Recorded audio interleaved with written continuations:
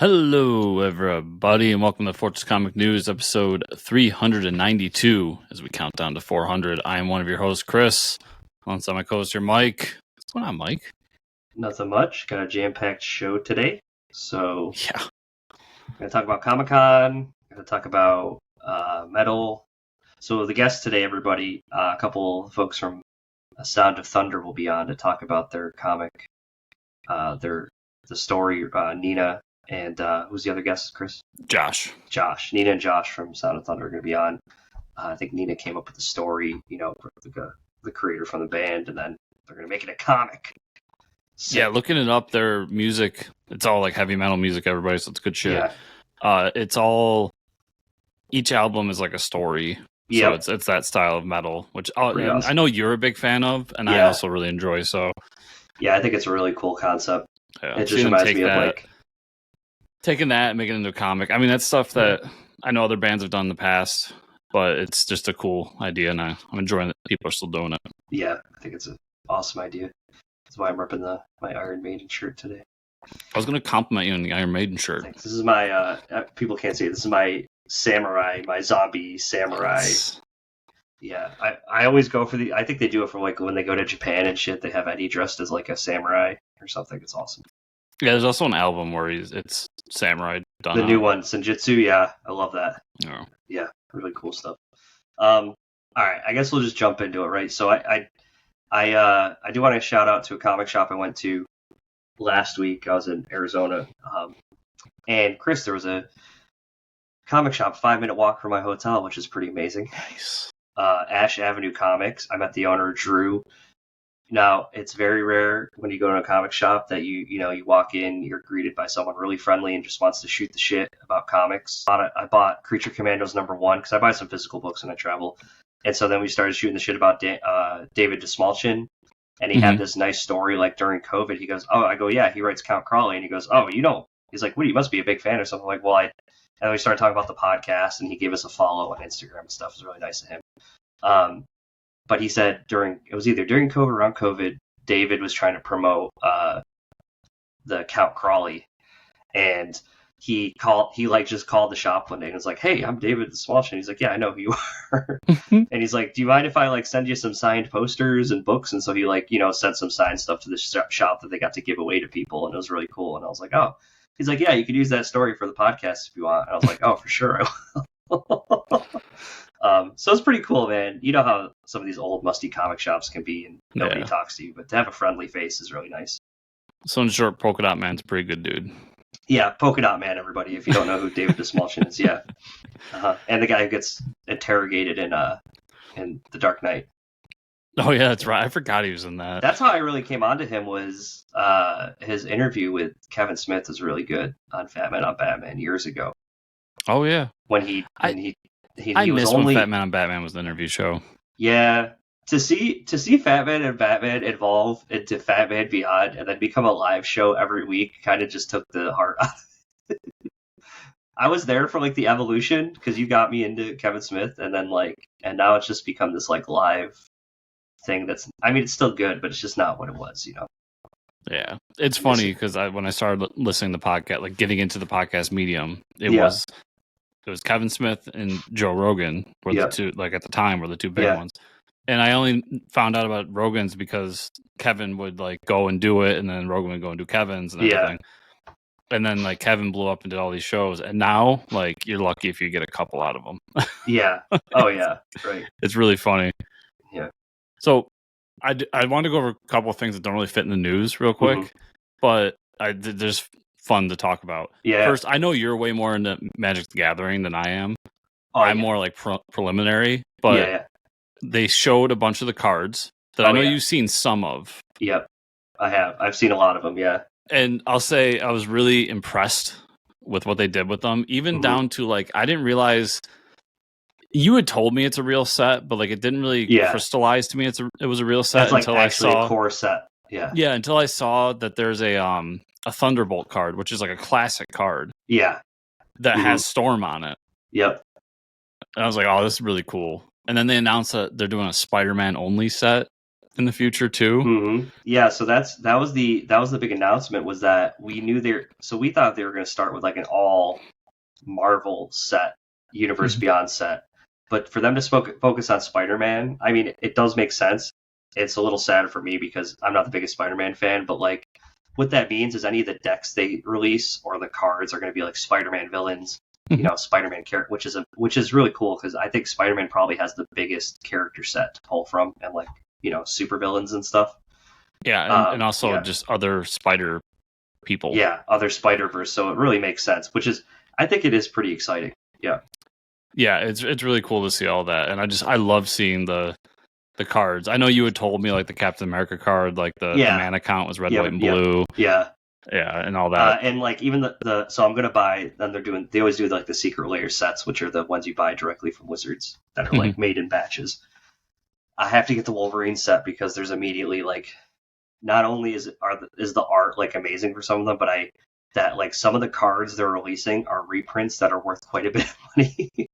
So rather than pay for that reprint, you just buy the set and then you can add that card, because I need that card for one of my decks. Oh, that's awesome. And I was like looking to buy it, and it's a really expensive card. So for them to release that was like a pretty big deal. So a lot of people are going to be going for that. Yeah, I was super excited to see that. Disappointed that we didn't get any news from Dark Horse about Magic, but then I started reading about it, and apparently it doesn't go into effect till 2025. Mm-hmm. So maybe they just can't say anything. Yeah, maybe they have to wait. Yeah, and then so I also had 2 separate times this week. Yep. So I don't follow toys that closely, but that stuff gets into the purview. And everything. They're doing. Did you see the McFarlane Batman cowl collection they're doing? I did see that. Yeah. So they're really cool, and I thought in particular in you because they're like fairly affordable and they're like nice. But there's one that's a Target exclusive. Yeah. That's Batman the Animated Series. Oh. And I found out about it, and then I immediately went on Target and was like, I'm pre-ordering the fuck out of this. Yep. And it went out, pre-orders sold out in day, like minute 1. So I will say that this happens with all McFarlane toys, because I subscribe to the newsletter when they release a DC thing. I try to pre-order it. And so a lot of the times the pre-orders shut down after like the first day. But then, like, same thing with Owlman. Remember Owlman? You found it at a store for me. I pre-ordered that. The pre-orders last maybe a day, and then you see an abundance of them in the stores everywhere. So yeah, I'm not super concerned because right now everybody's trying to jack up their pre-order on like eBay, and I'm like, I'm not paying you $40 for it. Yeah, come on. But it is a really cool cowl. Yeah, and I was like, oh man, these cowls are cool, but I would really like that one. And that goes into I'm behind me is a fucking disaster right now. I pulled everything out of this closet over here, and I'm gonna I really want this room done. So that's like my winter focus. Good. And I got this new shelf for over here, and it gives me room to put my Batmobile and my Batwing up and everything. Nice. So I was like, oh, that cowl will go nice right there. Yep. And then I find out, Mike, that McFarlane's doing another Batmobile. They're doing the Batman Beyond Batmobile. Hell yeah. And once again, same story. Went to the pre-order, blah, blah, blah. It's done. And I was just like, you gotta be fucking kidding me with these goddamn pre-orders. So come November to like January, Chris is going back on the toy hunt. Yep. Because now I'm just like, fuck, that Batman Beyond Batmobile with the cowl in the middle and then the animated series Batmobile on the other side. I know. With the McFarlane action figures that go with it. It's so good. Yeah. I'm looking at the pre-orders right now for Batman the Animated Series. They have like Christmas Joker and all this stuff. Yeah, that's cool. I don't need to spend any more money on toys this week. Yeah, there's so many cool toys they announced, and McFarlane does a really good job with all that stuff. Yeah. So I was impressed too, because the Bat Cowls, so they're doing 89, which of course. Yep. I forget what the second one was. I think one of them's definitely 60s, right? Yeah, the third one's 66. Yeah. So it's like they picked the right cowls. Yeah. I think maybe it can't be Cape Crusader. I want to say Nightfall. Oh, maybe it was the Nightfall because of the really long ears. Probably Nightfall. Yeah, it is Nightfall. Okay. Yeah. So that's the only comic one. Yeah, I'll have to have them all for my shelf. Yeah, they're only $15. I mean, they're 7-inch. They're not like they're life size or but still, replicas it's really or anything. cool. But they're still like cool little figures. Yeah, they're really well done. And for $15, I mean, that's not bad. You get the whole set for $60. Yeah. Damn it, McFarlane, why you do this to me? So yeah, toys. Every time. Yeah, I want those. There's so many, and like then they do the Amazon exclusive ones, like how I got the Japanese Batman figure and stuff. There's a lot of cool stuff, and they're like affordable too. It's just between the Magic cards and the action figures, I'm just gonna go broke. Yeah, I'm just. Oh, I did see. Oh, so back onto the Magic thing for Marvel. Did you see that they had special variant covers for the comics? No, did I predict correctly? So it was the Storm #1, and I can't remember the other comic, but they had variant covers, and the cover is just a Magic card. It's like the Storm character as a Magic card. Yeah, so because I had seen like on the like Magic Spaces that I read, they were handing out cards and they were handing out comics at the same time at like the Marvel booth. But it was a really cool idea that they had. Oh, those were just like con exclusives. Yeah, they just had them at New York Comic Con. Oh, okay. Yeah, that's probably insane. So you saw the new nice House by the Sea cover then that they released, which we'll talk about that news later. But no, I haven't seen that cover. So I'll write a note. I'll try to remember, but I'll tell that story when we get to the news because it goes into the news. Okay, all right. Yeah, but yeah, so what the Marvel booth is doing was they were handing out Magic cards, and then the cover of the Storm comic was the Magic card as the cover. That's a really cool idea. Yeah. I was like, damn, they're probably going for a lot on eBay. Oh yeah, big time. I did see Funko had an issue. Did you see this shit where they're like they couldn't take money or something? Their systems were down and they didn't have any product. It was like people were pissed because they waited really long in line to get to the Funko booth. That sucks, but yeah, I'm surprised it doesn't happen more often at Comic Cons. Yeah, I know. Also, I can never wait in line for a Funko anymore. It's just can't do it. My one time I went to New York Comic Con, I remember I had like a list from people of stuff to get. Yeah. And there's something in me, man. Like the hunt is like it's just inside of me, and I love it. Dude, and the year I went, they had so many good exclusives. They had White Lantern Batman exclusive, Red Sun Superman, so I had to buy all that shit. And then I almost had the Planet Arlia Vegeta, which if anybody's a pop figure collector, that's like the $2,500 one. Oh wow! That they never made again because it was like Vegeta in his first appearance with the red hair. Oh yeah. And it was in the case, and the guy was like, "Well, they're displays. I can't sell them." And someone did sell them, but then they ended up going for like $2,500 years later because they only made 500 of them or something like that. Which sucks. I remember because at one point I wanted one. Yeah. And I saw it was going for like $150, and I'm like, "Oh, I'll wait for it to go down." And then I stopped doing Funko, so I haven't paid attention since. Yeah, it's too much. But so gonna talk a lot about the New York Comic Con news coming up in a little bit. Some stuff from TV shows. This is a funny trailer from for the third season of Invincible because it's literally them making fun of their own show and their mid-season break, which we've complained about so much on here, and I'm sure they've heard it from everybody within their space enough to where they had to address it with this trailer. So we're getting a third season February 6th, and then they said without a mid-season break. So they will release 3 episodes with weekly drops after that. And we'll get a full season this time. It was a funny trailer, but it was like, really, come on, how long did it take you guys to animate this? I like that trailer. It's literally just Cecil and Invincible sitting down at a coffee shop and like talking about what happened with last season, but as if like it actually happened to Invincible. Yeah. So I thought it was fun that they like poke fun at themselves and were like, listen, we know, we heard.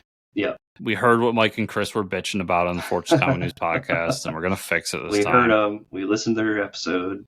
And at the end, when they released the release date, and literally underneath it says no mid-season break. I'm like, thank God. Just I don't care if it takes you longer. Just Yeah. release it. And I like the weekly format, but the 3.5, 4 months in between is just like unacceptable for me. Like, oh, for sure, you lose all momentum for me. But yeah, I'm excited to have Invincible back. It's one of those shows I look forward to every week when it's out. So yeah, and we're gonna get the Vulturemite War from what it sounds like a little bit, maybe.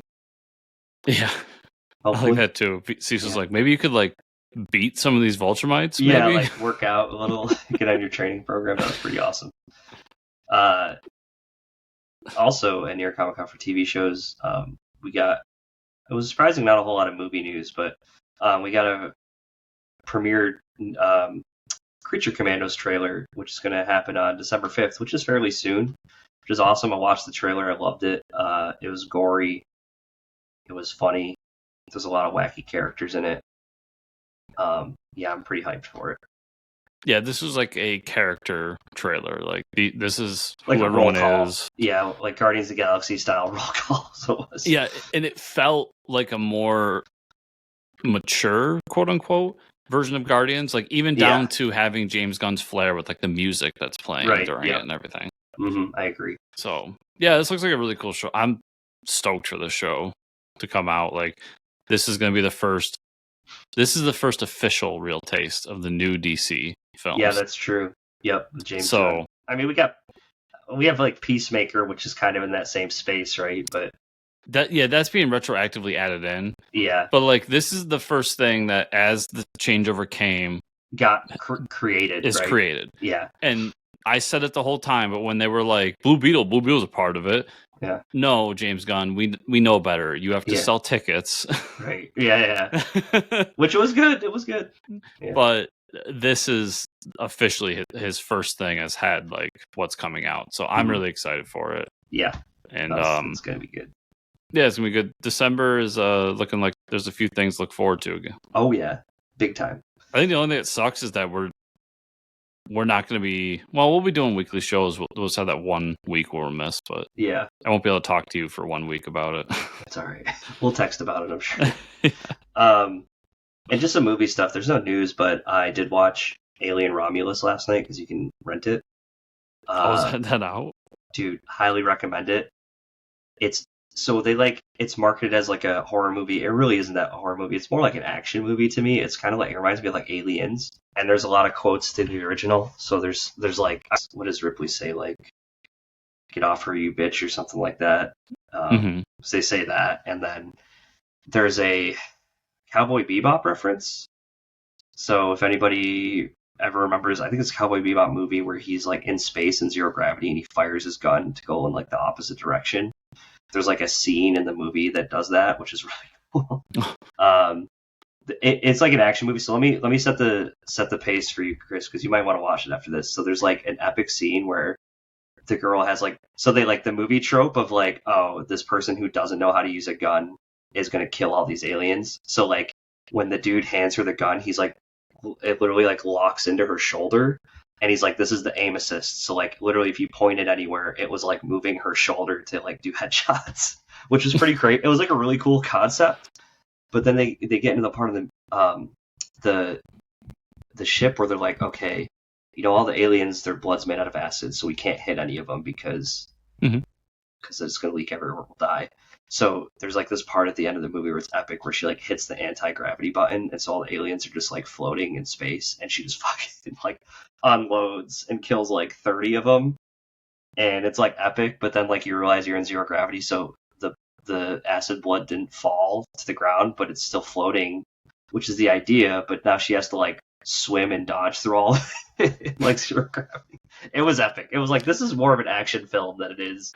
I mean, it's really well shot, and the effects. So it's the guy who did the 2016 Evil Dead movie, right? Evil Dead, yeah. So that's why I thought it'd be more horror. And he also did the Don't Breathe movies, which were really good. But it's true to like the Alien, like classic Alien style. And some of the shots almost remind me of like classic Star Wars, because it's like practical like spaceship effects, which is kind of cool to see. So yeah, I think you'd like it. It really wasn't that scary. I love Aliens. Like what was it, Prometheus, and then Yep. I forget the Alien movie after that. I never even saw the Alien movie after that because Prometheus turned me off so much. Yeah, Prometheus is bad. They both are really bad. This is really good. I'm still going to see it. So don't take this the wrong way. You explaining that to me brought my hype level down. Oh, really? Because I wanted classic haunted house in space. Yeah. Like that's the first one's one of my favorite movies. Yeah. You still get that with this one. It's like the ending is like pays off because they're pretty much, and there's more alien in this than they show in the trailer, because the trailer they just show the face huggers. There's a lot of alien present in this movie, which is good. But Xenomorph, I didn't know it was out, but I'm assuming it's gonna be on like Disney Plus soon, maybe Hulu. I don't know. It's a Fox property, isn't it? I guess, yeah. Because Marvel publishes the comics. So. Yeah, so it was on Amazon to rent, so I just did that. Yeah, so I'll probably just wait for it to hit one of my streaming services I pay way too much for. Yeah, right. It'll get there eventually. Yeah. But no, really good. Highly recommend it. Yeah, and I watched some stuff, but I figured there's so much news we can talk about Agatha and Penguin next week and we'll catch up on all that. Yeah. Yep. We're gonna jump into this massive amount of news, Chris. Oh, I'm excited. You ready? Speed round. No, we got time. So no. I got thoughts, Mike. He's got a lot of thoughts. So we'll start with the Marvel, of course. Save the best for last. So I should let me change the notes real quick. No, it's okay. Marvel announced a new Daredevil limited series titled Daredevil: Cold Day in Hell from writer Charles Soule and artist Steve McNiven. All right, this will be McNiven's first major Marvel work in over a decade. That is kind of crazy. Yeah. Here we go. Years into the future, a powerless Matt Murdock is no longer Daredevil. Well, he doesn't really have powers, but he's still the man without fear. He's a blind man with the power of sight, Mike. We've gone over this. Okay. All right. So now he's a blind man without sight. Okay, perfect. Doing whatever he can to help those in need in a broken city beyond repair. We'll finally be able to take the fight to where it matters most when something catastrophic happens, causing his powers to miraculously turn. With no one by his side, Daredevil has little chance against the evil permeating around every corner until Captain America entrusts him with a mission to safeguard the world's only hope. Really great art. And yeah, Daredevil and Cap. I mean, come on, dude. I mean, yeah, I was in on Daredevil. 3-issue miniseries. Charles Soule. I love Charles Soule's Daredevil run. Yeah. Steve McNiven is an artist I really, really like. And to see him back in Marvel made me so happy. And yeah, just more spotlight on Daredevil, man. Like, it's an underrated character in Marvel who just needs more love. And I know some people are going to tell me, like, he's had an ongoing series forever. It's like, yeah, but before the Netflix show, nobody talked about Daredevil, and since then, like, he's kind of gone to the radar. Right. Hopefully, the new show changes that. But I love this. I'm there for it. Anything Charles Soule writes, I'm there for. Anything Steve McNiven draws, I'm there for. Yeah. Anything Daredevil, I'm there for. So obviously, I'm buying this. I'm excited. And then you just throw in sprinkle Captain America in there just to make me happy. Yeah, just a little bit. Be like, oh, just so you know, Cap is talking with him. So did you hear? As a quick side note before we go to the next one, did you hear the big Cap news that premiered before New York Comic Con? No. J. Michael Straczynski is off the book after issue 16. Which, if anybody listened last week, Chris does not talk about Captain America. I just haven't been digging it, and I thought for sure we were going to get big news about who's going to take over, but we didn't, so we'll see. Yeah, they're like, just get him off the book. We don't need anybody else. I mean, I think it's doing well. People like I'm in the minority on that. Like, I know Spider-Man people in particular. Like, our buddy Travis Gibb fucking loves Straczynski. Okay. I just have never gotten into his stuff, so. I liked his Rising Stars. It was good back in the day. Yeah. Marvel announced its latest addition to the Ultimate Comics line. Surprise, surprise. With Ultimate Wolverine, a new ongoing series written by Chris Condon, artist Alessandro Cappuccio, really great art. The Maker's ultimate weapon. In order to maintain control over the corner of the Maker's world, 3 members of his council, Magic, Colossus, and Omega Red, deploy their most lethal asset, the Winter Soldier. But who is the weapon behind the mask? Oh, that's pretty dope. Yeah, so it's basically Logan as the Winter Soldier. Yeah. Fuck yeah, I'm there. That's actually a really good idea. Actually, I don't even know if it's Logan. Yeah, right. Like, that could be a big... I mean, it'd be hilarious if it was Bucky. Yeah. But I think at the end of the day, it's going to be Logan. It's going to be a variant of Logan. But it's a cool concept. It makes sense. Wolverine, of course. Like, you're doing an X-Men book that's been kind of prattling and doing nothing. I don't know what's going on in that book.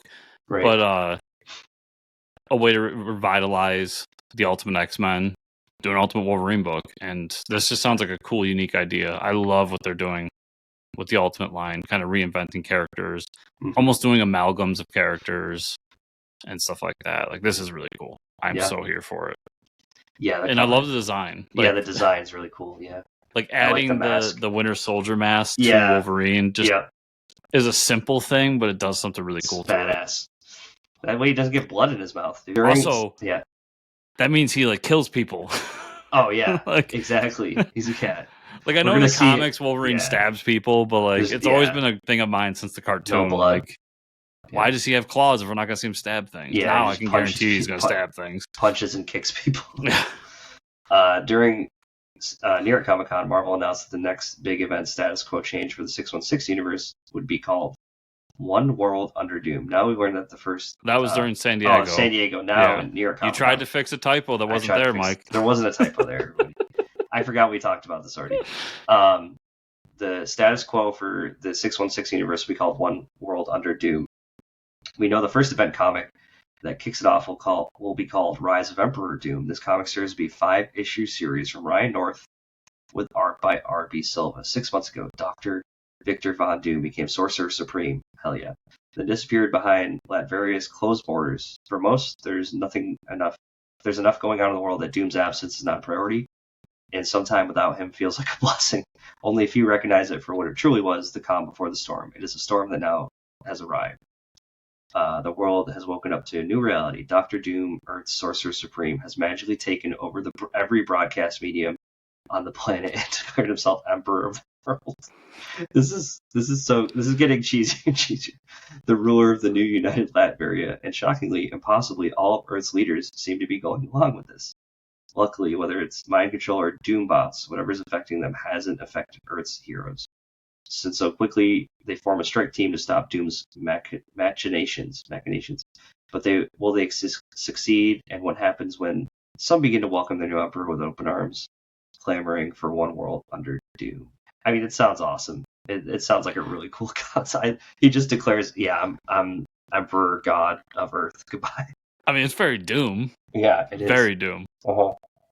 Yeah, you're right. It's like there's cheesiness to it, but that's what I love about it. It's like, there's the comic book flair. Yeah, and just it's the like, right amount of cheese.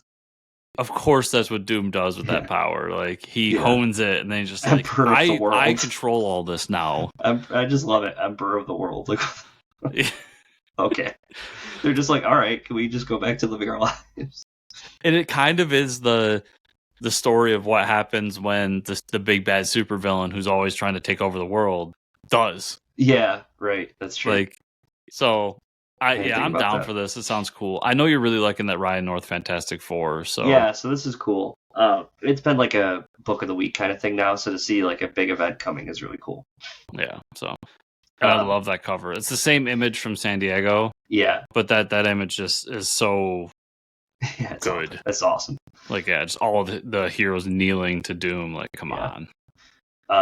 Marvel announced that this December they will be releasing an anthology comic called Marvel Holiday Tales to Astonish. The anthology will feature the following stories. Okay, we'll see if I'm going to read this because I'm pretty excited. First, you're invited to the Fantastic Four's holiday party. Okay, I'm going to read this. But when an uninvited guest decides to spread doom, instead of cheer, the Fantastic Four jump into action. And the delightful story from writer Jerry Dugan and artist Phil Nato. Okay, sold. Sign me up. I figured right there they had you. Then in a tale of Hanukkah's past, Kitty Pryde scrambles to save the day with shopping for gifts for her new teammates, the Uncanny X-Men. Daniel Kibblesmith and Pat O'Leaf delivered this extra special adventure with an X, folks. Packed with Merry Mutant cameos and callbacks to classic X-Men stories. That's cool.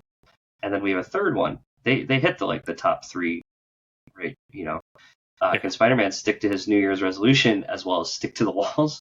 Find out as Peter Parker and Miles Morales ring in the new year as only Spider-Man can in a particularly spectacular tale by Gene Luen Yang and Dylan Burnett. Okay. There's some cool writers and artists on these things, and 2 out of the 3 I'm really excited for. I'll say the last one's what got me. Yeah. Because I love Gene Luen Yang's work. Doing Miles and Spider-Man is really cool. And then, cool Spider-Man story. I mean, at this point in my life, it's not a Spider-Man story if Miles is not involved. Yeah, right. That's the kind of Spider-Man fan I am. And, I just love that they're doing this, doing something fun, different. That's a great idea. That cover is so fucking good. It's really good. Well, like the evil snowman everybody's fighting. I mean, DC did it with Batman, right? They're like, I love that we're getting more holiday. Like, I love the gimmicky holiday shit. Like, I think they've realized our generation loves that shit. Yeah.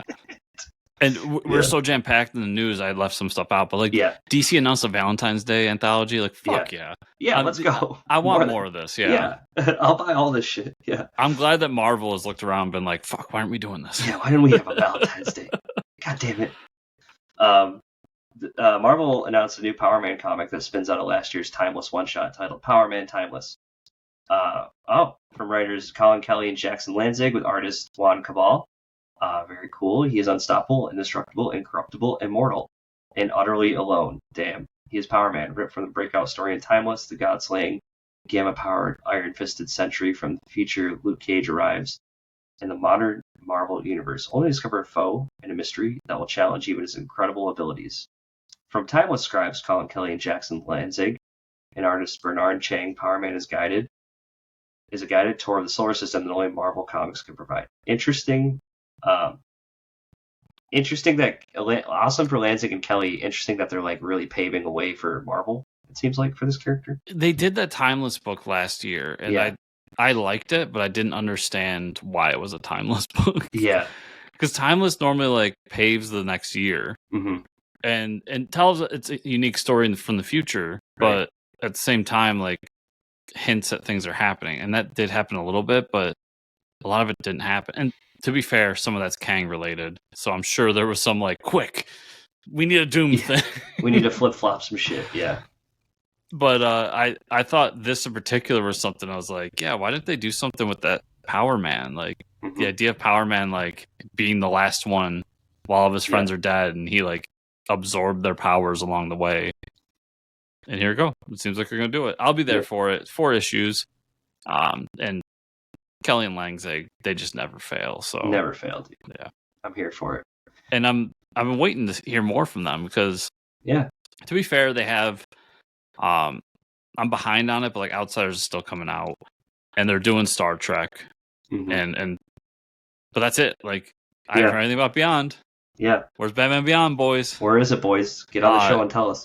But they normally have like 3 or 4 books out. Well, here's number 3, so hopefully we'll get more news in the future from these 2. Yeah, I'm sure they'll come back.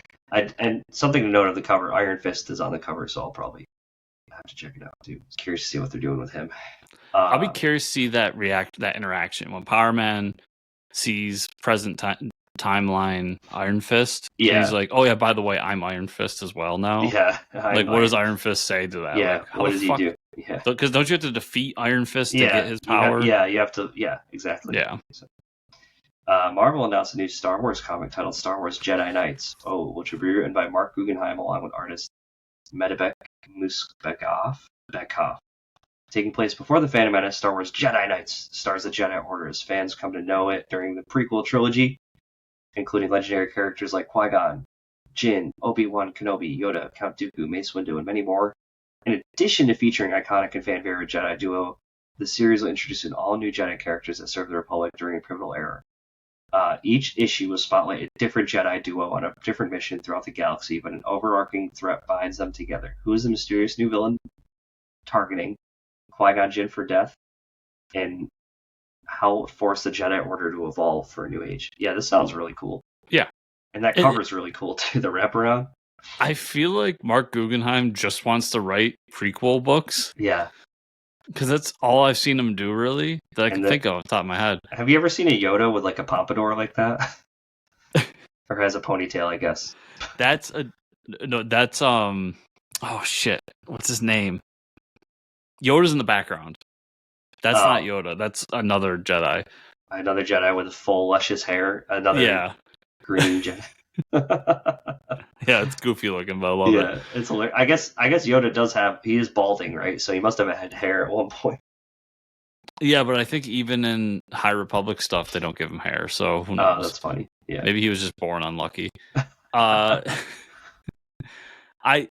Yeah, it sounds cool. I'll get it. It's a Star Wars book. I like what they're doing there. I think my big disappointment was I was expecting big Star Wars news for like the next series of books, and this would have been the place to do it. And now it's going to be like, and listen, I'll be excited either way, but now it's just like, we'll get an email about it. Yeah, I know. And they'll be like, oh, by the way, this is the next latest Star Wars book taking place after Return of the Jedi, and these are doing it. Yeah. They didn't like give it the fanfare I thought they would, but this still sounds like a cool book, and yeah, that cover is so cool. Like, yeah, could you do more? Like, do a poster of that, but like, do like iconic Jedi characters and Sith characters. And just not all the. I mean, it is awesome. Not all of the Star Wars books have that little bottom left Lucasfilm Disney on them, do they? Yeah, they do. Oh, okay. So I was going to say maybe it's out of the other, but no, it's an iconic cover. Having Qui-Gon and Mace Windu next to each other is just awesome. Oh, and then having Count Dooku with a blue lightsaber. Yeah, Count Dooku before he was a baddie. Yeah, it'll be a cool book. I'll be excited for it. Yeah. It is a nice tribute to the actor too to have him as like the focal point. Passed away this year. Yeah. It's really great. I mean, remember Mark Guggenheim's a Hollywood guy too. Yeah. So like, yep. He probably has a connection there. I don't know if he had an involvement with the prequels, but he seems to really like the prequels because he writes a lot about them. Yeah. He's like, I can make these better. Marvel announced their version of the DC Compact Comics, which will be called Marvel Premier Collection. These comics will be manga-sized collection set at a more affordable price of $14.99. First couple of collections will be released are Daredevil, Born Again, Black Panther, A Nation Under Our Feet, Captain America, Winter Soldier, and Fantastic Four: Solve Everything. Perfect. It worked for DC. We got manga. Now we're going to get Marvel manga-sized books, you know? So I looked it up. The DC Compact the dimensions are literally half an inch each side smaller than these two. So wow. Marvel just had to go a little bit bigger. Wow, are you kidding me? That's hilarious. The only one in here that I'm like dubious about, and listen, people may out there know I didn't really enjoy this person's Captain America run, and I don't think he's a great writer. Yeah. But the Black Panther book, you couldn't pick a more iconic one. You had to pick Ta-Nehisi Coates' Black Panther run. Come on. Yeah. Like, you literally have one of the greatest Daredevil stories ever told. Yep. A very important Captain America story that's become a huge movie and everybody loves Winter Soldier. And then Jonathan Hickman's Fantastic Four. His first, however many issues. Yep. We're talking about iconic fucking... Yeah, that stuff's so good. And that Black Panther run, that everyone I know, it's just whatever. Yeah. You can do Christopher Priest's Black Panther, which is a really good fucking book. Really good, yeah. Damn, dude. Yeah, that Hickman Fantastic Four is what got me into Fantastic Four.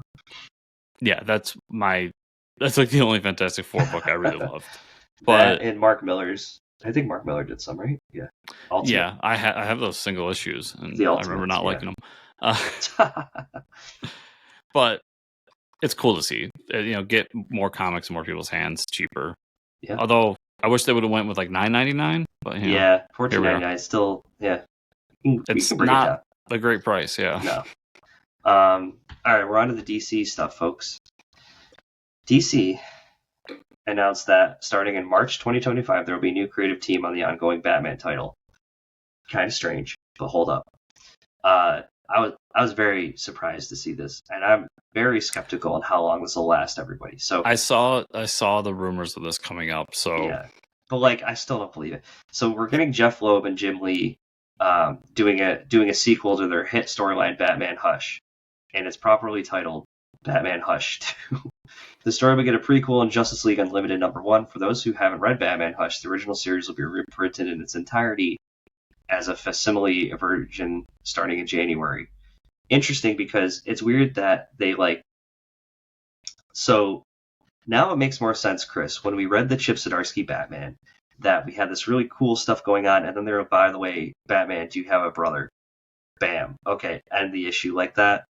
Now I understand. They're like, Chip, listen, man, we got to take a break for a little bit, but it's because Jeff Loeb and Jim Lee want to work on Batman. You know what I mean? I think Chip had a plan. Yeah, I think so too. And then they came in and said, well, first of all, Jim Lee's editor-in-chief. So yeah. He's like, Jim Lee walked in the door and said, he didn't even have a guess what I'm doing. He just took him off the schedule. It has his name on it. I don't like this. I mean, I'm going to buy it. Don't get me wrong. Do it. Why are they doing it in the mainstream book is what I don't understand. So, from what I read, so Chip's book, Batman book, was supposed to be every 2 weeks. Okay. And then it got pushed so that it comes out monthly. Uh-huh. And that is because his story, this last story arc, is done. Okay. Like, it's in the can. Oh. And they were trying to give Jim Lee and Jeff Loeb time to get like 6 issues in the can before they solicited anything. Wow. Because it was supposed to start in January. Okay. And then be a year-long thing. And then they got pushed to like March and so on. That was the rumor behind the whole thing before it was announced. I just think at the end of the day, like, Jeff Loeb's like, Jim, I've got an idea for Hush 2. Do you want to do it? Jim's like, sure.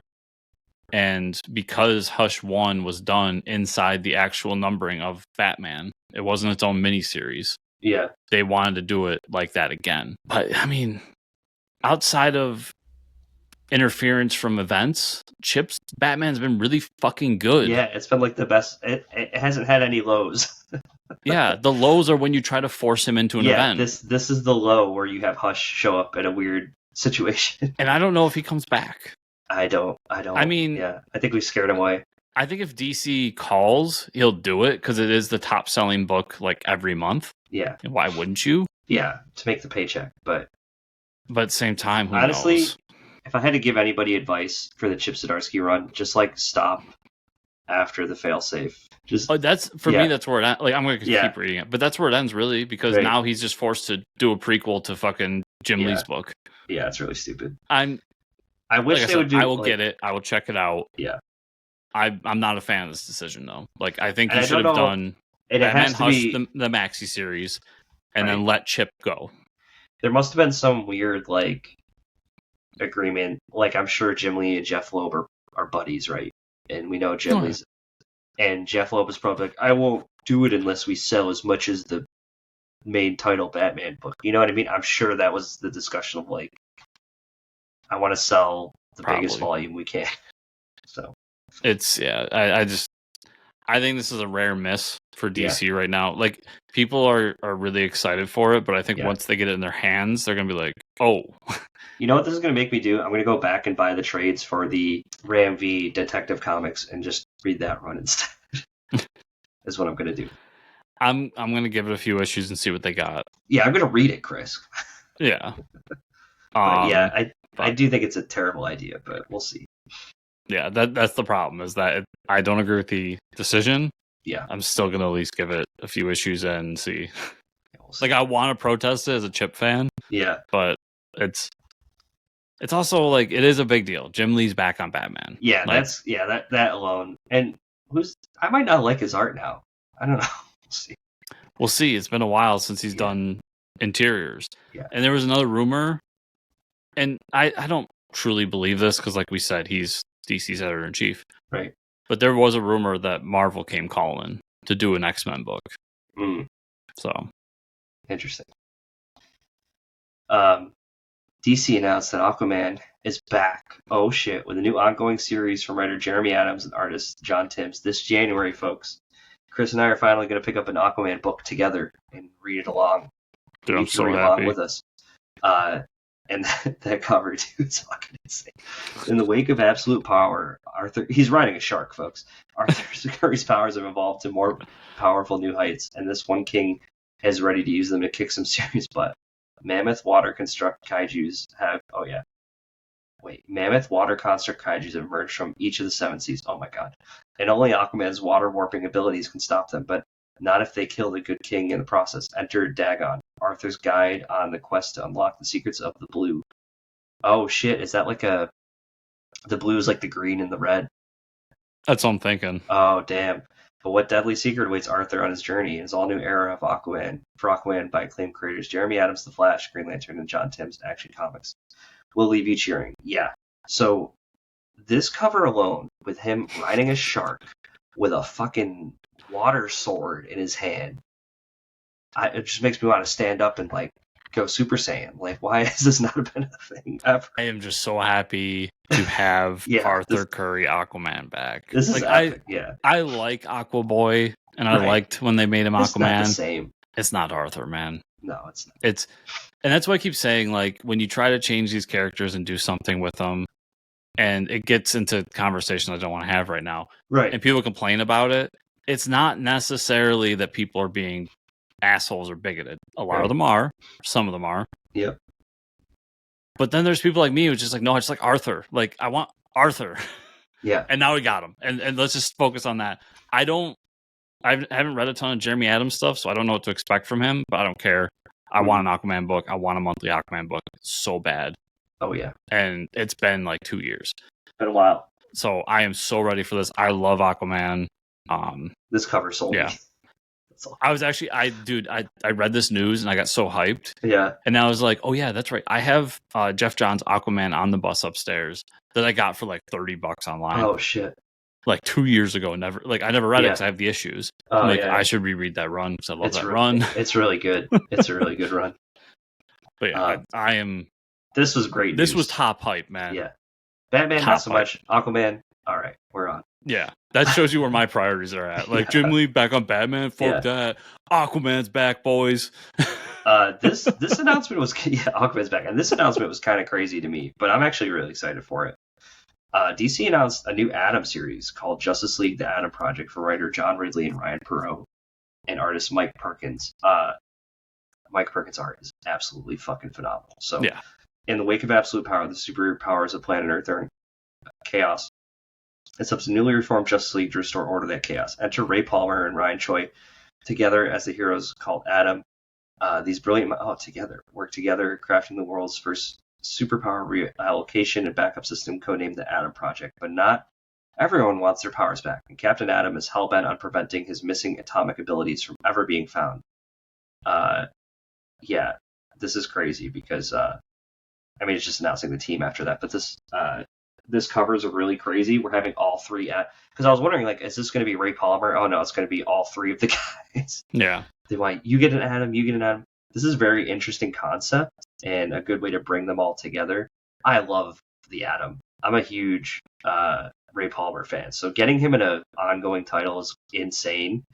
And then to have all three of them together, this is just crazy. Yeah, it's cool to see. I think it's a good concept. Yeah. Like they're really trying, and it makes sense because for me, like, I'm on Captain Adam's side. Like, yeah, his power should not be found. Yeah, but he hates having his power. Yeah, he doesn't want them back. Yeah, like they should not be. No, those should be gone forever. Right. But it is cool. I've never liked the Atom. Just like I've never really liked the Ant-Man. Yep. Like it just you can get really small guys. Yeah, it's all right. No, I know it's more than that, but I've just never cared for those characters. So this one I'll skip. I'll be reading it. This is fun. DC announced a new comic series that ties into the Peacemaker series on Max called Peacemaker Presents Vigilante / Eagly Double Feature. This will be a 5-issue series in which James Gunn acts as story consultant. Wow. While the two storylines will be handled by writers Tim Seeley and Rex Ogle and artists Mitch Gerards and Matteo Lolli. Okay, not a huge Tim Seeley fan, but I love Mitch Gerard's art, and you got James Gunn consulting on one. I mean, it's Peacemaker. I'm going to be reading it. What a crazy idea, though, Eagly and Vigilante. I thought you were going to continue on. Oh, I'm sorry. I didn't know there was more plots. I was just thinking about what story they could do. In the Vigilante story, Adrian heads to Peacemaker's house to hang out with his friends that Chris and Eagly are gone. He assumes the worst, thinking they've been taken, so he suits up and starts with his local criminal community to figure out where they are and where they're likely to be quite a bit of bloodshed as he looks to find answers. Making this all the more iconic is that Chris and Eagly are not captured at all, but on vacation in Alaska, and Chris simply forgetting to ask Adrian along. Wow. On the Eagly side of things, we see things from Chris's point of view as they vacation in Alaska. Unfortunately, things go sideways when everyone on their plane is gassed and knocked out. When they wake up, they're being hunted for sport by a mysterious group of supervillains, which is not all what vacation is supposed to be. thing is, the villains don't know what they've gotten themselves into, as none of them expected for Peacemaker to be one of the people they're hunting. This sounds amazing. Yeah. I love this. This sounds like so much fun and exactly what I want in the Peacemaker. Yeah, and this is another like quick 4-issue series. Yeah. Tell some cool stories. I remember from moment one, as soon as they said Vigilante Eagly double feature, I was like, dude, it doesn't matter who it's written by. It doesn't matter. I don't give a fuck. Just directly into my veins. That's where I want it. Yeah, shoot it up. I can read a book about Eagly with no dialogue at all. I feel like that's what it's going to be. Like, it's going to be Eagly flying around. And people be like, what the fuck? What's going on, Eagly? And he's going to be like, squawk, squawk. Or he does talk to him in the show, so maybe like from his perspective, he's saying stuff to him. And that'd be hilarious. That would be really funny. And he doesn't actually understand what Peacemaker's saying. He'll be like, you dumb fuck. That's definitely what it is. If it's not, I'll be so disappointed. And I get the feeling we're going to see, because you saw it on the Marvel side, where Feige is becoming more involved with the comics. Yeah. I think James Gunn's going to start becoming more involved with DC Comics, which might not be a bad thing. All right. Last thing for DC, they announced the return of comic imprint Vertigo, calling it DC Vertigo. Oh, wow. The new line didn't announce any new titles, but did retroactively make James Tynion the fourth title, Nice House by the Sea, a Vertigo title. They also said that Vertigo is aiming to publish a new creator-owned titles, both limited series and ongoing, that will encompass the Sandman Presents titles moving forward. So basically, they're moving their creative-owned stuff to... It's going away from, what was it, Hill House Comics? Well... Or he had his own imprint. Yeah, that all disappeared one day. Like, a lot of that nobody ever said anything. Yeah, and it never got fanfare, because, no offense, like, nobody cared. Yeah, I know some good books came out of it that you liked. I really love the Hill House thing, but I don't think they'll. But it didn't. Yeah. It didn't move. It didn't take off. No, the only the Nice House by the Lake and the Nice House by the Sea were the only two creator-owned books still happening, and they were Black Label books. Mm-hmm.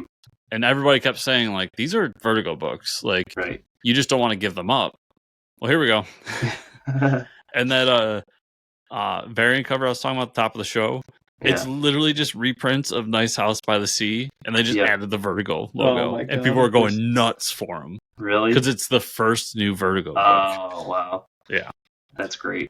So they're re-releasing with a Vertigo logo?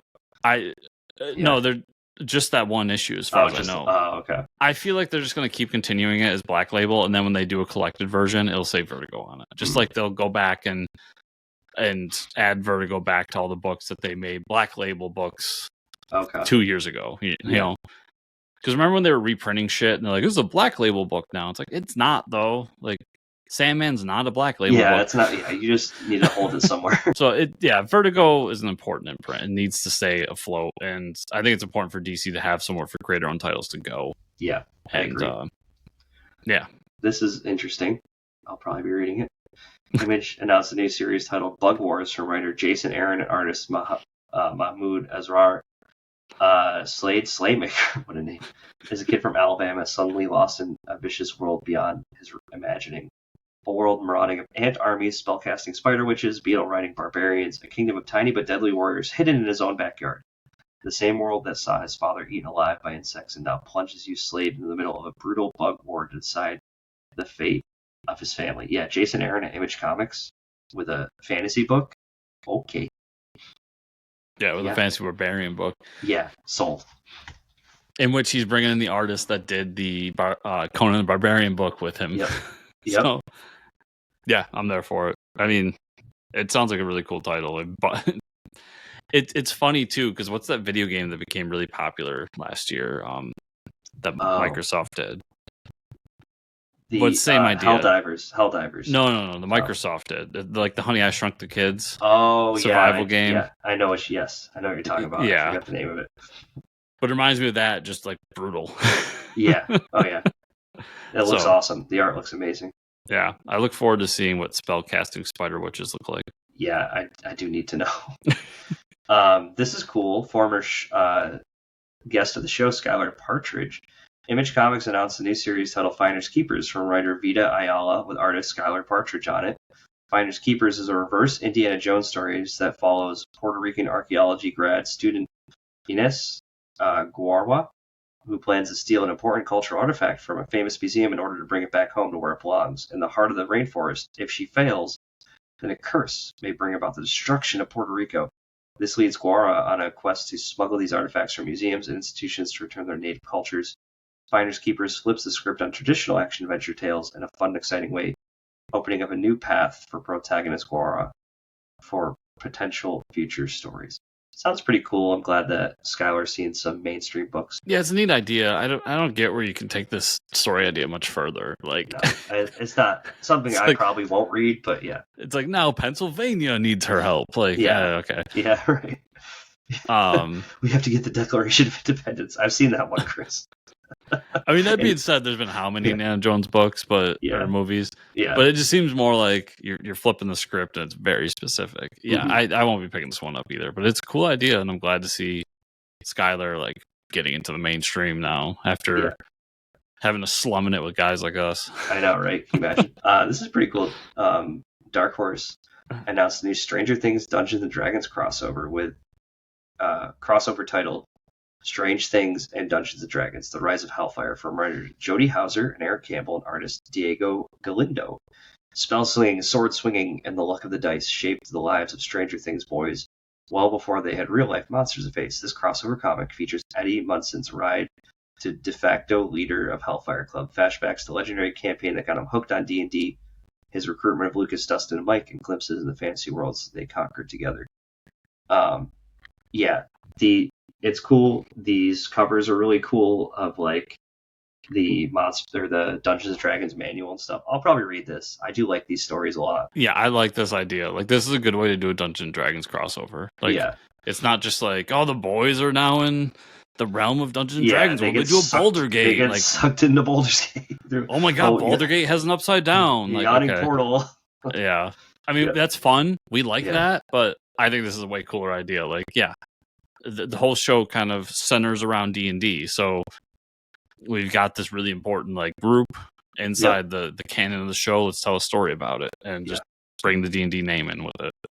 Yeah, this is cool. I think this looks awesome. I'm definitely checking it out.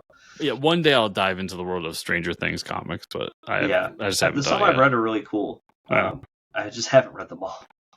Dark Horse announced a new comic series written by James Tynion IV called True Weird Stories. The first in the series will be a 4-issue series called Let This One Be a Devil, along with artist Piotr Kowalski, co-written by Steve Fox in the early 1900s. Henry Naughton returns home to the family farm in the swampy pine barrens of southern New Jersey. One night he encounters a strange predator stalking the woods. This sends the young scholar on a research project that uncovers the legend of Mother Leeds and the terrible birth of the Jersey Devil in 1735. So it's James Tynion doing cryptozoology. Yes, that is awesome. I'll definitely be reading this. He talks about in an interview how he did the Blue Book. And how, like, as he was doing that, he started getting inspired to do the same thing for like cryptids. That's awesome. So now the true, what do they call it? The true weird stories. Yeah. Like banner is going to be like different books throughout the years, and I'm like, that's fuck awesome. Yeah. And the fact that you start with Jersey Devil, like, that's really cool. One that isn't talked about enough. Yeah, like popular enough to get attention, but not Bigfoot. Yeah. And if you're on the Northeast, you definitely talked about it, especially if you live in New York and stuff. Yeah, so I'm really excited for this to become a thing and really dive into it. I can't wait for him to do more with it, but for now, this book is 100% I'm getting it. Like, dude, I love Blue Book, and if he's sticking to that style and that idea, I hope so. Yeah, it's gonna be great. Oni Press announced their next Nesselverse comic will be Power Lords from writer Dennis Culver, Matt Hudson, artist V. Ken Marion. This January, the legend of the Power Lord begins anew. Enter an alien realm beyond imagination as the beloved toy icon returns to fuel 2025's most epic galaxy-spanning cosmic adventure. When deep space smuggler Adam Power comes into possession of a mysterious power jewel, he finds himself transformed into something far greater and more powerful than the sum of his parts. Only to discover he has been drafted into eons-old battle between good and evil that could end the entire galaxies asunder. The next chapter of the Nesselverse starts here, as the Power Lords are reborn for the next generation. Yeah, this was always the He-Man knockoff, so I never really got into this. Good for them. I'm sure it'll be a huge popular book. This is my super entitled version of what happened. Yeah, because you were reading some of the shit, right? So what was the first book they put out that was okay? There's something like robots. Was there Street Sharks? Not Street Sharks. No. Okay, that's right. So they came out with the Zero version. Yeah, the Zero issue. Yep. And mind you, I'm admitting here the entitlement in my story. And then they told me that they're not sending out the Robo Force book for review. So I never read it. Okay. And that immediately, I was like, okay. And I just, lost interest. Yeah. That also means it's probably not going to be good. And then they came out with Biker Mice from Mars. Yeah. And I read the first issue, and I was just like, oh, I don't know. This isn't that great. Yeah. And I read anything else. Yeah. I think they're just trying to bank on the properties. They're trying to bank on nostalgia when they only had one property worth nostalgia. Yeah. Nobody really. The other one, the Sectars, I wanted to check out, but we have the review copy. I just haven't gotten enough to do it. Mm-hmm. Yeah, the Nacelle-verse was it did not come out with a bang. It came out with a poof. Yeah, it was a mess. It came out with a poof. Come on, do something. You're poking it with a stick. Yeah, do something. IDW Comics announced a new imprint for horror comics, simply called IDW Dark. So that'd be IDWD. The new imprint will feature reprints of classic IDW horror titles like 30 Days of Night and Beneath the Trees Where Nobody Lies, new stories set in classic film and TV IPs like A Quiet Place, Smile, The Twilight Zone, Sleepy Hollow, Event Horizon, as well as publish new creator-owned titles. That is really cool, Chris. I'm really interested in that. Yeah, okay. No. Okay. I'm a huge Quiet Place fan, a huge Smile, Twilight Zone, Event Horizon. Those are all great books. Yeah, the IPs they named I could care less about for me. Yeah. 30 Days and Night's one of my favorite books of all time, so fuck yeah. Get that in more people's hands. And another place for creator-owned stuff to go. I think it's weird that we have to other horror all of a sudden. I get there's a boom right now, so everybody's chasing it. But it's weird. I don't. Why do you need horror to be this other thing? Why not just make an IDW book? Right. Also, did you see IDW's new logo? I have not. Oh, it's fucking horrendous. Okay, IDW new logo. Let's see. I'm sorry, everybody. I typed in IDK. Oh, wait. Is it supposed to look like what? So it just looks like ID. D. It just looks like a giant D, and I guess that's a W. Yeah, and the slash through it is the W. Oh my god, this is stupid. Yeah, they need to fire their graphic designer. So then look up IDW Dark logo. Oh god, here we go. Is it just black? This is gonna be even better. ID Dark. Oh my god. Yeah, it basically is an I and a D, and you can hardly see the W because the way they did it is just very stupid. It's I listen. I love IDW, but that logo is fucking stupid. They need to go back to the original. Yeah, I get the original logo is kind of poppy looking. They could change it to make it look nicer, but that's bad. You change they wanted to do something that changes things because this year's the 25th anniversary, so they're going to go into year 26. So let's make a big change. This was not it. Sorry guys, not it. But yeah, for all you horror fans out there, this would be cool. I never thought of Twilight Zone as a horror series though. Yeah, for sure. I mean, there's horror sci-fi. Elements. Yeah, there's horror elements. I mean, for the time, it was scary. Yeah, so maybe, but yeah, there's killer slot machines and stuff. So, Talking Tina was a killer doll, so it's kind of horror-ish. There's a lot of ideas rooted in Twilight Zone that you see in horror movies. Like the episode of Talking Tina is literally the whole Annabelle movie series that James Gunn has. Wow. So and while per se it wasn't horrific and jump scares, it really just a lot of those stories get taken into bigger properties because nothing's original. Okay. Well, Twilight Zone was ahead of its time for sure. It's cool. I'm glad to see 30 Days of Night getting reprinted. So yeah, it's really all there is for me. I'm definitely going to read a few of those. Yeah, I look forward to see what they announce. Mad Cave Studios announced new titles called Blade Forger from writers Roy Miranda and Inaki Miranda with art by Inaki Miranda. Okay. The discovery of Corum, a never-before-seen energy source, led to a bloody world war. For its control, these wars and the devastation they caused would lead to the Blade Forgers Treaty. The treaty was simple. Control of Corum would be given to the neutral emperor. The appointment of the emperor would be anything but simple, however. The emperor would be a blade forger, a mystical, powerful swordsman capable of controlling powerful spirits known as battle kaisers. Oh, hell yeah. The emperor would have to defend their title every 5 years in a tournament of the 5 rings. Okay. The blade forgers from near and far come together and challenge the existing authority, and for the chance to overcome the emperor and take their own crown. A young blade forger named Owada challenges the emperor of the name Forsaken People. This is the story. Wow. Okay. So I see an airplane. I see like a lit up samurai sword. I don't know. I'll probably end up reading this because it sounds cool and it's about swords. And it sounds very like 90s cartoon story. Yeah, it sounds like 90s cartoon or like to go with the show, like a metal band. Yeah, blade forgers. But every 5 years they have to fight with the 5 rings. It sounds interesting enough. I'll check it out. And Mad Cave's been on a streak of good books, so yeah, no, for sure. I'm interested in it. I think, I think it's a pretty cool idea. Definitely.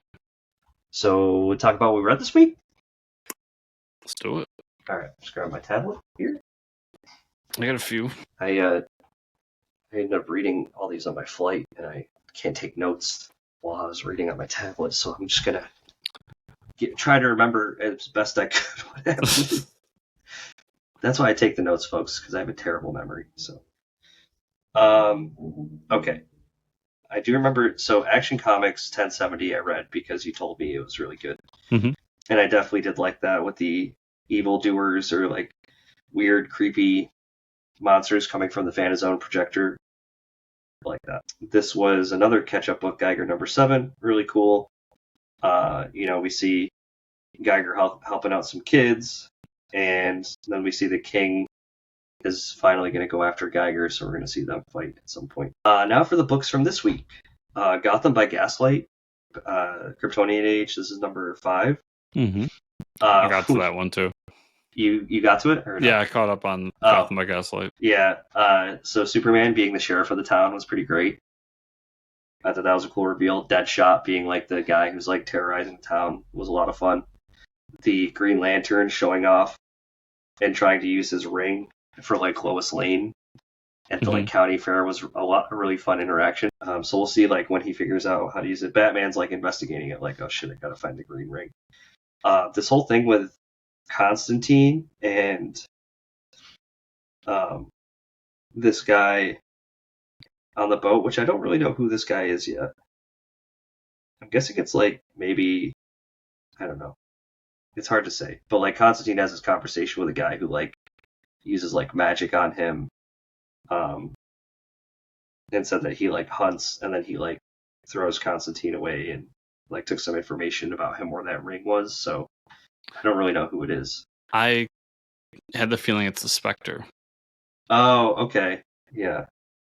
That's what I was gathering, but yeah, because he basically says he's nobody, so that could be the Spectre. Yeah, I didn't think about that. Then you have the whole thing is really messed up with Lex Luthor like experimenting on Cyborg and like making him his own cyborg is really fucked up. Yeah. There's a quick mention of Jay Garrick too. Oh yes. Yeah. I forgot about that. That was the big thing from this book. This dude that he traps, his like assistant, he has him trapped in the Speed Force, and it's Jay Garrick. That was off. There was a lot of cool like. This is what I wanted out of this book. Was a lot of, and finally you get Superman, right? So. I kind of feel like they've been jumping all over the place a little bit, but this issue was really good. The series as a whole has felt scatterbrained, like ideas thrown out there, and this is the first time I started to see like things kind of coalescing together. Yep. So yeah, I thought it was a great issue. I read the Creature Commandos number 1 from Daniel DeSmallchin. Basically, this is the Creature Commandos that's not from. I don't believe it's from the TV show. It's like its own thing. It was a fun issue, basically getting the creature people together, and then we find out the U.S. Army guy is working against them in secret with Brainiac. So that was a pretty cool reveal. It's a fun book. I started Toxic Avenger, and then I realized I should probably read the original Toxic Avenger, or watch the movie, because I never have. Oh, yeah, never watched it, so I'm going to save for reading that from Ahoy Comics. Space Ghost number 6. Who's their sidekick? Jace, right? Mm-hmm. He's a little depressed after he shoots the Zordak guy into the. So he's kind of depressed all. And they're basically fighting this villain, this magma villain, and they need Jace's help at the end. Magma. It's a really good book. Space Ghost is awesome. If you're not reading it, you should be reading it. I was reading that Space Ghost has quickly become Dynamite's top-selling book, one of their best-selling books of all time. Dude, it's not on the shelves anywhere. Yeah. When you think about that, it's almost as good as The Boys. Oh, that's true. Yeah, that's crazy. That's a Dynamite book. Yeah. So, I read Terminator number 1. I haven't heard anything about it. It was good. So I didn't realize it's an anthology book. But I believe there's some overarching plots here. But the first issue is a really good story about. There's a backup story that's an overarching one. But this old couple gets away from the Terminators, and then the Terminator shows up one day and kills them. And they're trying to burn any evidence that they had a kid, and the Terminator finds it. It's really cool. It's just no matter how long you wait, you can't outrun the Terminator kind of story. It was really good. I liked it a lot. And then my last book I got to this week was Godzilla Here They Be Dragons number 2, Sons of Giants number 4. We got to see a lot of kaijus battling, basically the story of King Ghidorah and how he won the battle back in the day. There's some more ancient history about Rodan and the ancient the Mayan Empire, and so Rodan helps them destroy the conquistadors.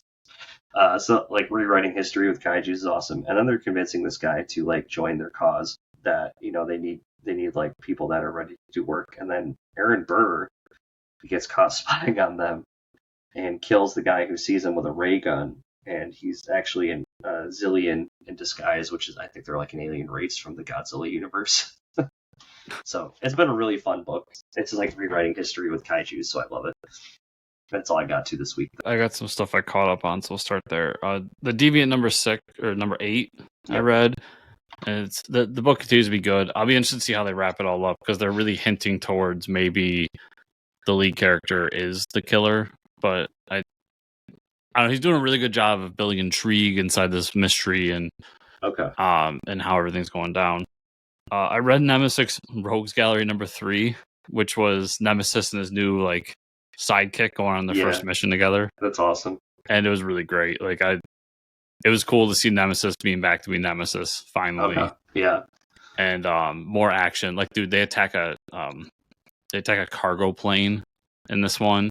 Okay. And then just as the Robin character, a guy gets him and then has a gun to the back of his head, goes, "Oh, not so hot now, are you?" And he's I'd be scared if those bullets didn't have little mini bombs inside of them and his head blows up. What the hell? That's hilarious. I'm this is the edginess I want from Mark Millar. Yeah. The Exorcism on 1600 Pen number 1. Okay. It's okay. I'm gonna read the next issue because the way it ends seems like it finally is gonna get to the point.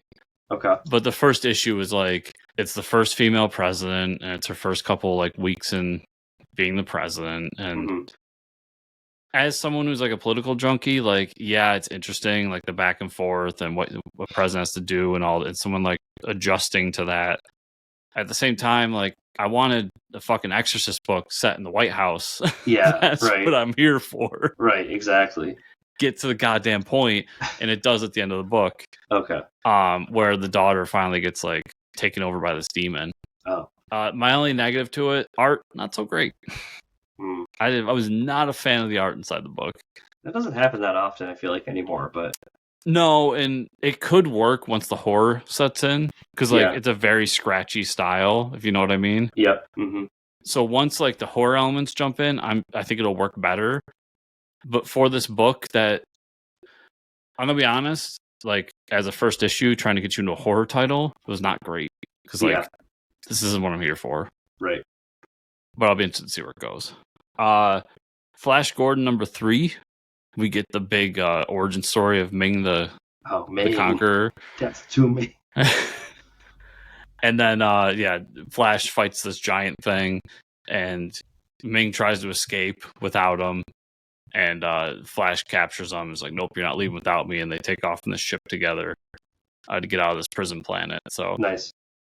It was a lot of fun. Like Flash has gone from, I thought the first issue was okay to like they're really ramping it up and doing a good job building this world. So I highly recommend it. We talked about Batman Gaslight. I finished the Dreamwaves published Mega Man comics this week. Oh, okay. So there was 4 issues. And they're a lot of fun if you're a big Mega Man fan. But I'll warn you, it comes with disappointment because they end it with a big, like, they're going to do a big Mega Man X storyline. And then I was reading because there's only 4 issues. There's a big to be continued at the end of this book.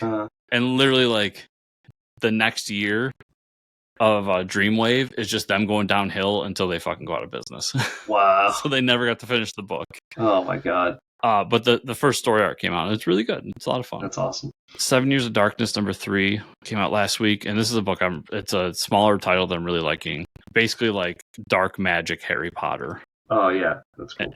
And there's like basically they have the Grim Reaper imprisoned in the school, and somebody lets them out in this issue, and then we find out that like one of the kids has multiple souls inside of them. And the whole reason the Reaper had come to begin with is to collect one of the souls. Oh, that's cool. So now the kid like that has some issues because it seems like the soul that was taken was the one that was really like controlling the body and all this. So there's some really cool like dark magic shit going on in this book, and I highly recommend it to anyone out there. Cool. It's on year 2, but I think year 1 the trade is coming out next couple months maybe. Marvel Zombies Dawn of Decay. This book isn't great. That's gonna move on. Moving on. It's just is what it is. Johnny Quest #3. Nice. I really love this book, man. It's them like somehow they find like a lab where they can work on a time machine in the present day to get back to the 70s, and just total comic book shit, man. Like, don't ask any questions. People from the 60s just know how to work on microchips. It's fine. Quick comic book science. And then somebody comes and like steals the chip. And so Johnny Quest and Haji have to go and like get it back, and they end up fighting ninjas in the streets of Tokyo. That's awesome. Fucking just great. And of course they lose, so it creates this whole like what's going to happen next story arc. And we find out that they're big bads and is behind the whole thing, and he has this like plan for immortality that involves that microchip and like the kids and everything. Nice. So that's awesome. And a couple things from this week. So Batman Full Moon, which I know you were looking forward to. Yeah, I haven't read that yet. I liked. Okay, good. They bring in Kirk Langstrom at one point, which I'm like, shit. You've got to bring in Kirk. Yeah. Kirk. It's really just a big setup. Like you get to see Batman being a detective in this issue. Like somebody dies, they're trying to figure out why. He explains why it had to be some sort of animal. And then he's like searching. And then there's like that comic book moment where he puts the DNA in the Bat computer. He's like, it's Lycan DNA. And you're just like, of course, Batman just knows what Lycan DNA is. He just spits it out immediately. And then of course, just Wayne Enterprises has a whole division devoted to the shit. Of course they do. And Kirk Langstrom works there. So he goes to Kirk and then Kirk turns into Man-Bat. And it's a blast. The art's really cool because they go with this like cinematic, like very dark, that's cool. like 70s horror movie vibe for the whole thing. I really liked it, and I think you will too. Nice.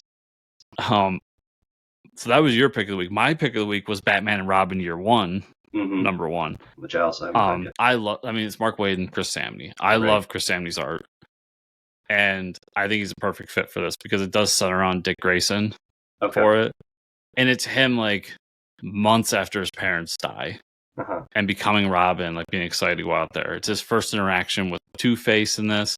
We find out there's some big bad that's really like pulling the strings in Gotham, and like has a plan to take out Batman. Mm-hmm. And so now Batman has to deal with that while he's also like trying to get this kid trained and ready to go. It's really good. I think people like it, and just have that team back together. They did one of my favorite Daredevil runs from years ago. Nice. I highly recommend. And then last thing I had was Spider-Man Octogirl. Oh yeah, I forgot that was a thing. So the short version is that it's Dr. Octopus like comes close to death, and he has a backup plan that his comic book science here, that his brain will just transfer into another body that he has like stored somewhere, like a clone body. Of course. And of course, wires get crossed, so he ends up in the body of a little girl in Tokyo. And then meanwhile, we find out that he didn't really die. Like he fell to his death, but Spider-Man caught him, and now he's in a coma. So now Doc has to get back to his body. That's hilarious.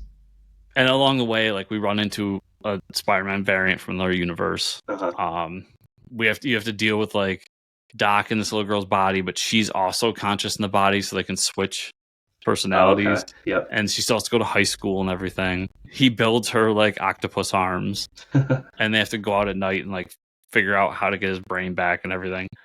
And then it ends with Superior Octopus appearing, and apparently like the backup plan for Doc Ock dying is that he'll clone, a device will happen that clones Superior Octopus. Okay. It just like unleashes him on the world. So now that's out there. Wow. Like, that's funny. There's cool, weird things happening here, and it's just fun, kind of unique and different. I'll keep reading it. It's way different than anything you're reading out there. And what I like about it is it could fit inside like Marvel Comics. Mm-hmm. It's not necessarily like an alternate universe thing. So right. That sounds like a lot of fun though. Like yeah, the it's other a blast. Yeah. And it's great art. It's I definitely highly recommend. Cool. Mike, that was everything I read this week. Where can people find you on the internet? You can find me on the internet at Fortress Ricker on X/Twitter. Where can they find you and or the show? You can find me on X or any other social media network at Fortress Chris. Also, chriscomicscore.substack.com. And if you want to find the show, it's at Fortress Comics _ on X or other social media networks. Also at fortresscomicnews.com. And if you want to support the show, best ways to do it: 5-star reviews on podcatchers, like, subscribe, share, comment down below on the YouTube, and patreon.com/fortresscomics. Thank you all so much for watching and or listening this week, and we'll see you all here next week.